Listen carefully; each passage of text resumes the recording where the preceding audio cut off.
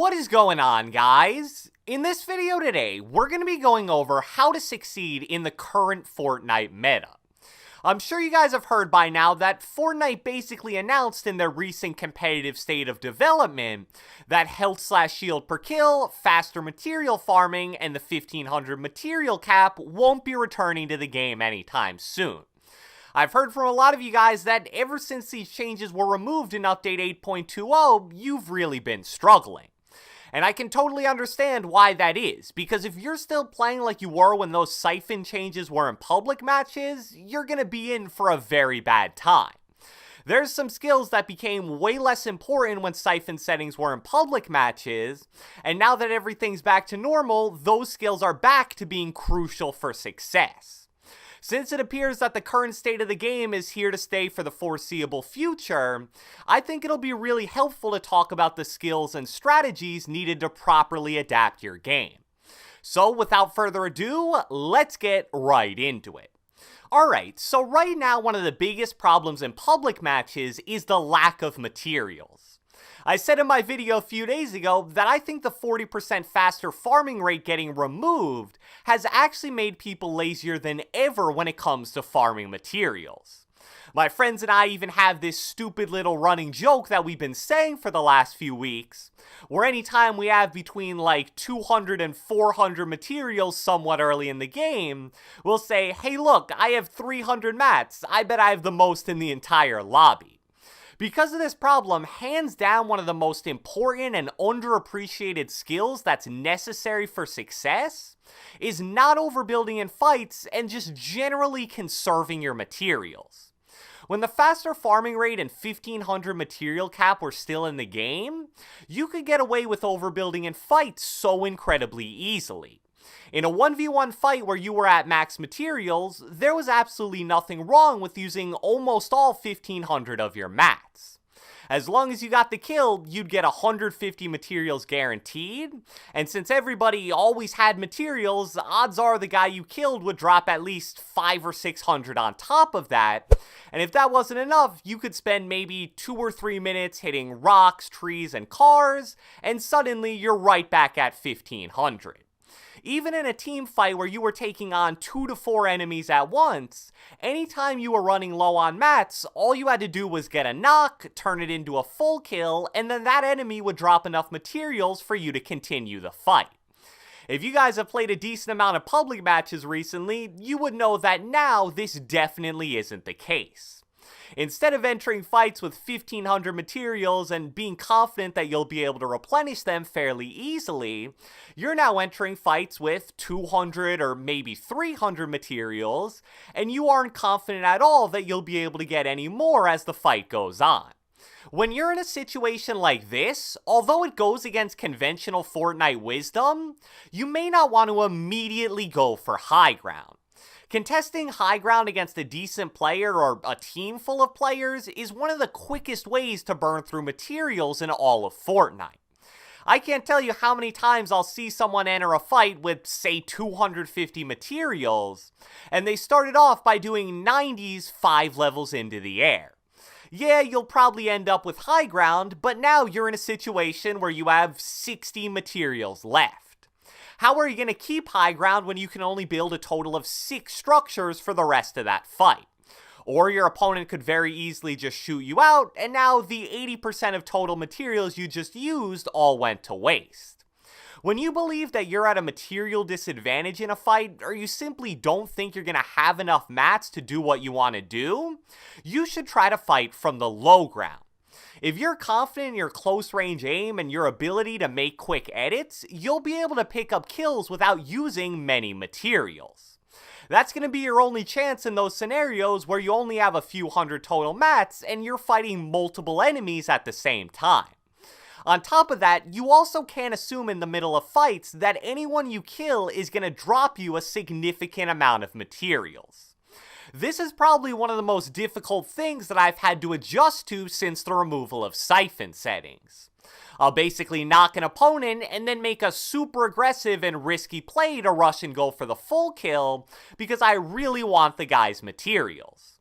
A lot of the time, that aggressive rush results in me being forced to give up high ground, or I'll take some damage from the down player's teammates.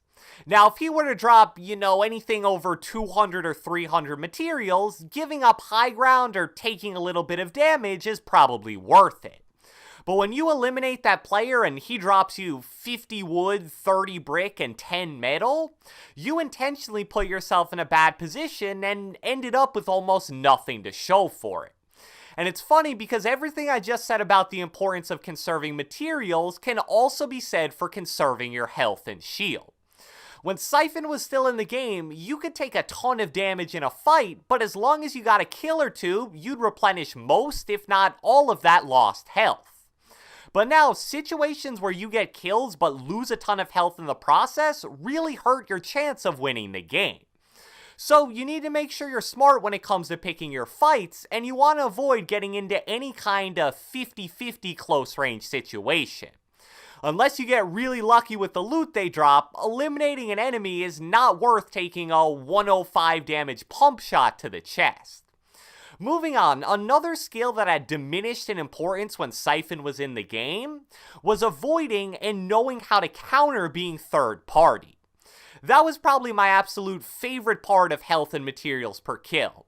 If you got jumped by another team in the middle of or immediately after a fight, you would still be totally fine as long as you were consistently getting eliminations. I don't think third partying is a bad thing, and it definitely is a smart play to make. But what Siphon did is it made it so that if you got third partied in a crazy team fight, it wasn't an automatic death sentence. But now that Siphon is gone, third partying is back, and when you account for nobody seemingly ever having health or mats, honestly, it's probably better now than ever. One thing I will say though is that since planes are no longer in the game, the frequency of third partying is definitely not as bad as it was the last time public matches didn't have Siphon settings. There's still a bunch of mobility options, including quad crashers, hoverboards, ballers, rift-to-goes, and launch pads, but all of those combined probably don't even equal how dominant the plane used to be for third partying. So when it comes to dealing with being third party, there's a few different tips that I try to follow. First off, if you have a mobility item, especially a launch pad or a rift-to-go, sometimes just disengaging from the fight altogether is the best bet. If you're in a 1v2 or 1v3 and you hear more players about to enter the fight, you want to get out of there as soon as possible. And a lot of the time, due to all the chaos, you can use a launch pad or a rift-to-go without anybody following you. However, a lot of the time you aren't going to have a mobility item, or you simply can't leave the fight. For example, if you're playing with your friends, you probably don't want to abandon them even if things are looking really bad. In that case, when you get stuck in one of those chaotic fights where there's 3+ different teams all fighting each other, there's two different things that you can do. Your first option is to play very defensive. I'm talking straight up hiding in a 1x1 box. Because there's so much going on around you, nobody is going to want to focus someone who's clearly going to be very annoying to kill. And when you do that, you can basically let everyone around you fight and then clean up the scraps once that's finished. But again, even though that's a really smart play to make, if you're playing with friends, they probably won't appreciate you hiding in a box while they're going down left and right. So in a scenario where you get third-partied and you're forced to fight for whatever reason, you need to prioritize dealing damage to players that are an immediate threat to you. If you're sitting on high ground, you can't be too focused on dealing small amounts of chip damage to players who are fighting each other and aren't focused on you at all. It kind of ties into something I've talked about before on this channel called tunnel vision. I see people who just totally lock on to ARing someone 40 meters away and 8 levels below them, and because of that, they don't hear someone challenging their high ground. I'm not saying you shouldn't deal free damage if you get the chance, but when there's so many people fighting in a small area, you can never assume that you're gonna be safe. So I hope you guys enjoyed this video, and if you watched the entire thing, be sure to let me know with a comment down the comment section below. This video was about how to succeed in the current state of Fortnite, so I want to know, What is the highest amount of kills you've gotten in a game since siphon changes were removed from public matches last month? Be sure to leave a like, leave a comment, subscribe, turn on post notifications, do whatever the heck you want, and I will catch you guys next time.